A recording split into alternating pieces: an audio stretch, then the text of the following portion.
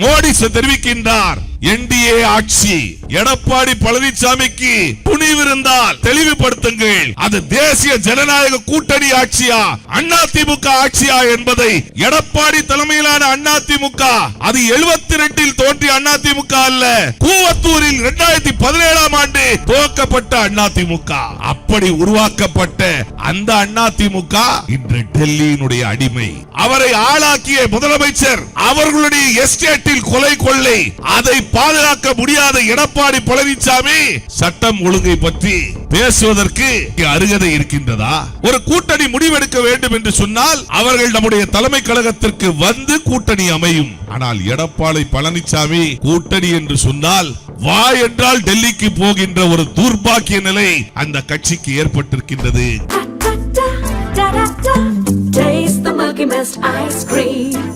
Milky Mist ice creams.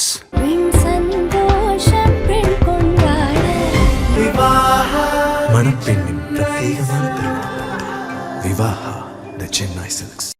திருச்செந்தூரில் இன்று நடைபெறுகின்ற இந்த சிறப்பான கூட்டத்தினுடைய நோக்கம், தமிழகம் தலை குனியாது என்று சொல்லி நம்முடைய கழக தலைவர் அவர்கள் அறிவித்திருக்கின்ற இந்த கூட்டத்தில் எனக்கு பேசுவதற்கு நல்வாய்ப்பினை கொடுத்த கழக தலைவர் அவர்களுக்கு முதற்கண் என்னுடைய நன்றியினை தெரிவித்துக் கொள்ளுகின்றேன். இந்த தலைப்பை கொடுக்க ஒரு தகுதிமிக்க தலைவர், இந்த தலைப்பு தமிழகம் தலை குனியாது என்று சொல்லி இந்த தலைப்பை கொடுப்பதற்கும் இந்த தலைப்பை குறித்து பேசுவதற்கும் தகுதியுள்ள ஒரே தலைவர் நம்முடைய தமிழகத்தினுடைய முதலமைச்சர் கழக தலைவர் ஒருவர்தான் என்பதை இந்த நாடறியும். காரணம், தமிழகம் தலை குனியாது. கடந்த காலத்தில் தலை மட்டும் குனியவில்லை, மண்டியிட்டு முதலமைச்சர் பதவியை பெறுவதற்கு தலை கீழ் நின்று தவழ்ந்து சென்று பெற்ற வரலாறுகள் எல்லாம் இருந்த இந்த நாட்டில் எதற்கும் அஞ்சாமல் ஒன்றிய அரசை எதிர்த்து நான் எதற்கும் அஞ்ச மாட்டேன், எதிர்த்து போராடுவேன், இந்த தமிழ் மக்கள் ஒருபோதும் தலைகுனிய மாட்டார்கள் என்ற அந்த வரலாற்றை படைத்ததுதான் நம்முடைய தலைவர் அவர்கள் என்பதை இங்கே நான் தெரிவிக்க கடமைப்பட்டிருக்கின்றேன். இந்த கூட்டத்தினுடைய நோக்கத்தை 3 பிரிவுகளாக பிரித்து, ஒன்று நம்முடைய மக்களுக்கு செய்கின்ற சேவை, இரண்டாவது பகுதியாக ஒன்றிய அரசு செய்கின்ற பாரபட்சத்தை எடுத்துரைத்து, அப்படியும் என்னால் எல்லாம் சாதிக்க முடியும் என்று எடுத்துரைக்கும் நம்முடைய தலைவர் அவர்களுடைய சாதனைகளையும், மூன்றாவது பிரிவாக திருச்செந்தூர் மக்களுக்கு நம்முடைய சட்டமன்ற உறுப்பினர் அமைச்சர் அண்ணன் அனிதா ராதாகிருஷ்ணன் செய்திருக்கின்ற சாதனைகளையும், அதற்கு பின்னால் மத்திய பட்ஜெட் நேற்று அறிவிக்கப்பட்டது, அதில் தமிழகம் எப்படி வஞ்சிக்கப்பட்டது என்பதை நான் 4 பிரிவுகளாக சுருக்கமாக இங்கே எடுத்துரைக்கின்றேன். எனக்கு முன்னாலே பேசிய நம்முடைய தலைமை கழக பேச்சாளர் சிறப்பாக தெரிவித்தார், இது தாய்மார்களுக்கான ஆட்சி, மகளிருக்கான ஆட்சி என்று பல்வேறு வகையில் திட்டங்களை சொன்னார். என்னுடைய பங்கிற்கும் நம்முடைய தாய்மார்களுக்கு தெரிவித்துக் கொள்கின்றேன். விடியல் பயணம் என்று சொன்னாரே அந்த திட்டம், அந்த திட்டத்தின் மூலமாக இன்று வரை 730 கோடி பயணங்கள் தமிழகத்தில் இருந்திருக்கின்றது. ஒரு பயணம் அல்ல, 2 பயணம் அல்ல, 730 கோடி பயணங்கள் இதுவரை விடியல் திட்டத்தின் மூலமாக தாய்மார்கள் பயன்பெற்றிருக்கின்றார்கள். ஒவ்வொரு தாய்மாருக்கும் 888 ரூபாய் முறை 3000 வரை, 888 முதல் 3000 வரை ஒவ்வொரு மாதமும் சேமிப்பு இருக்கின்றது. அது மட்டுமல்ல, இங்கே தாய்மார்களுக்கு ஒவ்வொரு ஆண்டும் கலைஞர் உரிமை தொகை கொடுத்திருக்கின்றார்களே, இதுவரை நீங்கள் பெற்றிருக்கின்ற அந்த தொகை 29,000 ரூபாய். ஒவ்வொரு தாய்மாருக்கும் இதுவரை 1.30 கோடி தாய்மார்களுக்கு 29,000 ரூபாய் இதுவரை கொடுக்கப்பட்டிருக்கின்றது. அரசு பணிகளில் பெண்களுக்கு 40% உயர்த்தி சமூக நீதியை நிலைநாட்டியது நம்முடைய தளபதியினுடைய ஆட்சிதான்.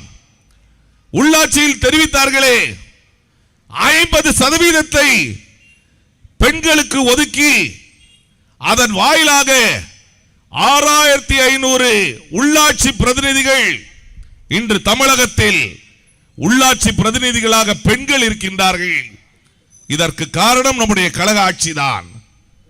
அது மட்டுமல்ல, தமிழகம் தலைகுடியாது என்று சொல்லுகின்றார்களே, மத்திய ஒன்றிய அரசினுடைய நயவஞ்சகம், தமிழ் மொழிக்காக தமிழ் இனத்திற்காக பாதுகாக்கக்கூடிய நம்முடைய தலைவர் அவர்கள் மத்திய அரசு மும்மொழி கொள்கை, அதாவது இந்தியை திணிப்பதற்காக மும்மொழி கொள்கையை அறிமுகப்படுத்தி அதன் வாயிலாக இந்தியை திணிப்பதற்கு துணிந்த போது அதனை எதிர்த்து மத்திய அரசிலிருந்து கிட்டத்தட்ட 2100 கோடி ரூபாய் கல்விக்காக வரக்கூடிய அந்த நிதி வராத பட்சத்திலும் ஒன்றிய அரசை எதிர்த்து இன்று வரை போராடக்கூடிய ஒரே தலைவர் நம்முடைய தலைவர் ஒருவர் தான் என்பதை இங்கே நான் தெரிவிக்க கடமைப்பட்டிருக்கின்றேன்.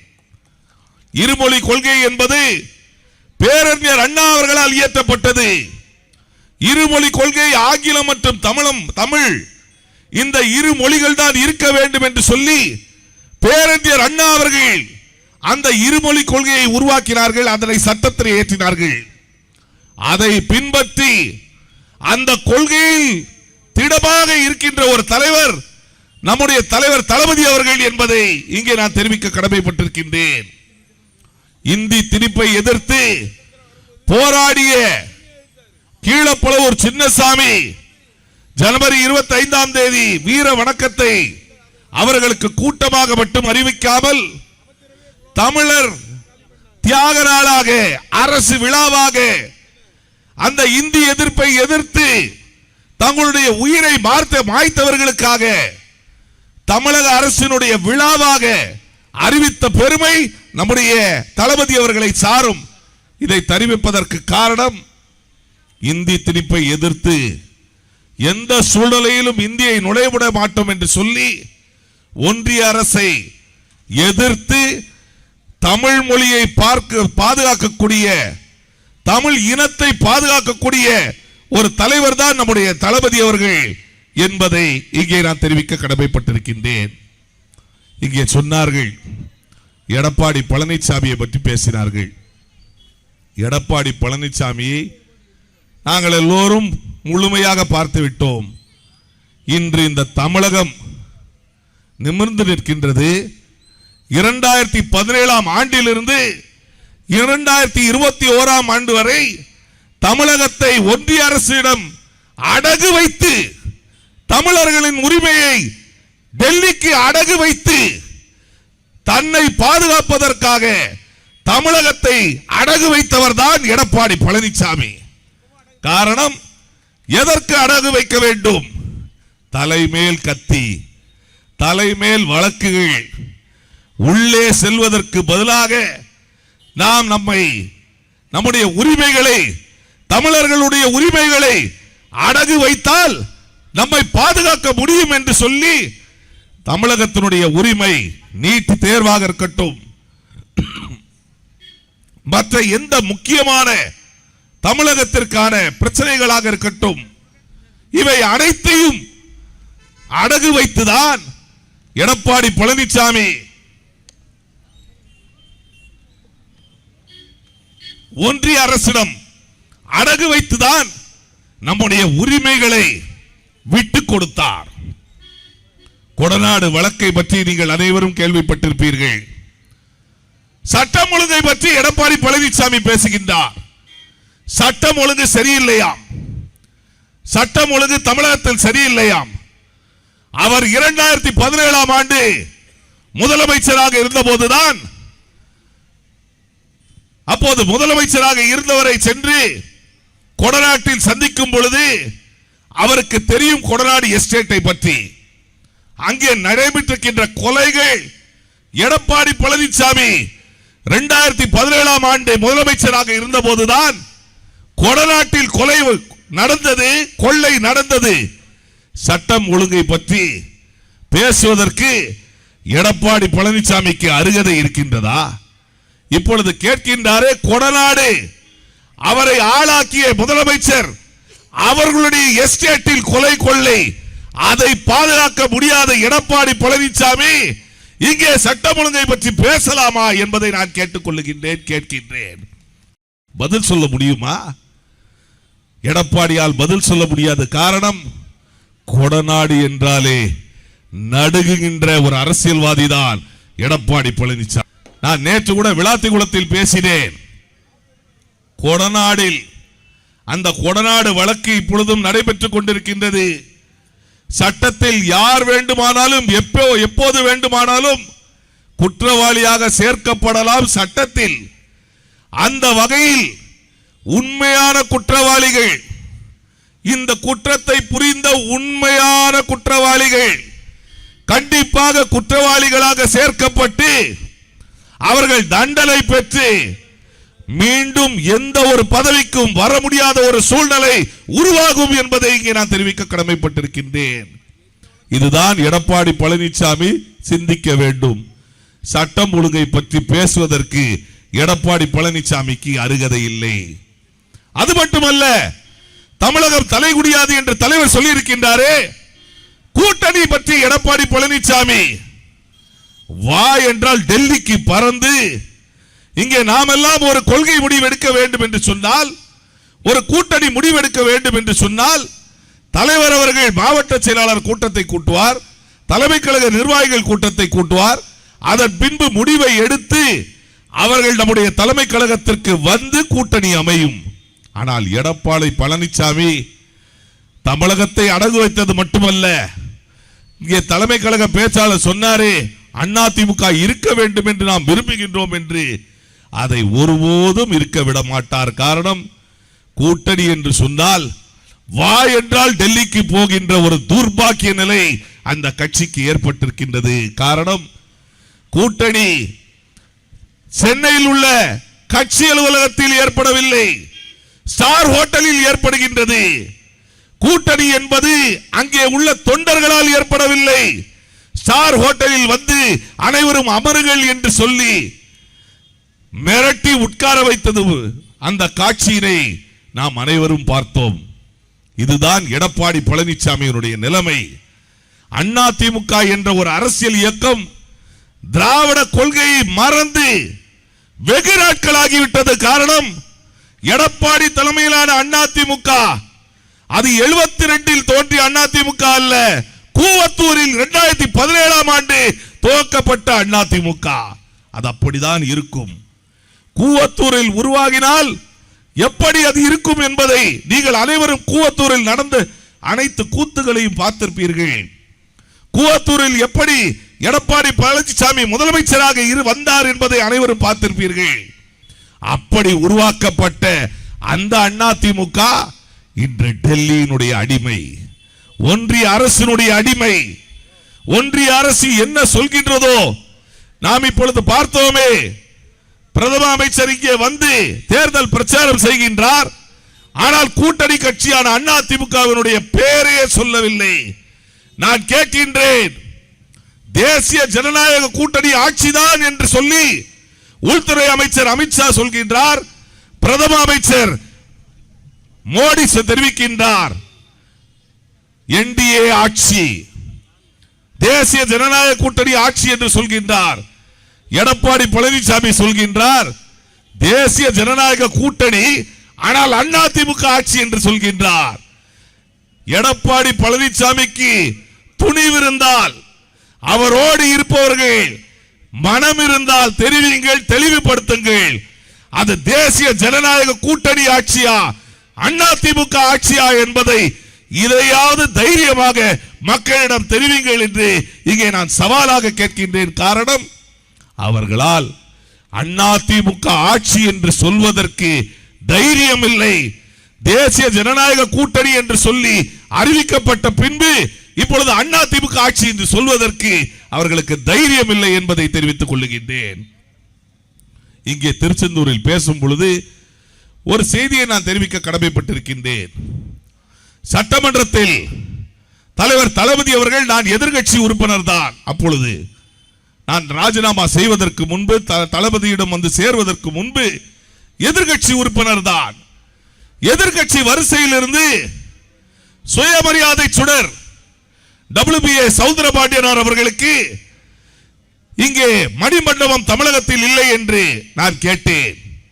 உடனடியாக திராவிட இயக்கத்தில் ஒரு முக்கிய பங்காற்றிய சுயமரியாதை சுடர் WBA சௌந்தரபாண்டியனார் அவர்களுக்கு மணிமண்டபம் அமைக்க வேண்டும் என்று நான் கோரிக்கை வைத்த போது நான் எதிர்க்கட்சி உறுப்பினராக இருந்தாலும் எழும்பி நின்று அவருக்கு தமிழகத்தில் அமைக்கப்படும் என்று சொல்லி எந்த கட்சி பாகுபாடும் இல்லாமல் ஒரு திராவிட இயக்கத்தினுடைய தலைவரை மரியாதை செலுத்தும் வகையில் அன்றைய தினம் அதற்கு அறிவிப்பினை கொடுத்த தலைவர் தான் நம்முடைய தளபதி அவர்கள் என்பதை இங்கே நான் எடுத்துரைக்க கடமைப்பட்டிருக்கின்றேன்.